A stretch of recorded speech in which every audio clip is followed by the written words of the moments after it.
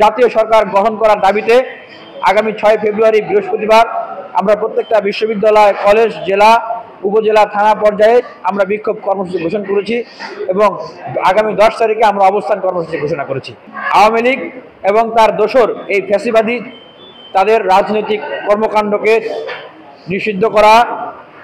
এবং যারা গণহত্যা করেছে, খুন করেছে তাদের দ্রুত গ্রেপ্তার এবং শাস্তির আওতায় নিয়ে আসা এবং সকলকে আন্দোলনে অংশগ্রহণকারী, গণ-উত্থানে অংশগ্রহণকারী সকল শক্তিকে সাথে নিয়ে রাষ্ট্র পুনর্গঠনের জন্য, রাষ্ট্র কাঠামোকে সাজানোর জন্য, দেশ গঠনের জন্য জাতীয় সরকার গঠন করার দাবিতে আগামী 6 ফেব্রুয়ারি বৃহস্পতিবার আমরা প্রত্যেকটা বিশ্ববিদ্যালয়, কলেজ, জেলা, উপজেলা, থানা পর্যায়ে আমরা বিক্ষোভ কর্মসূচি ঘোষণা করেছি এবং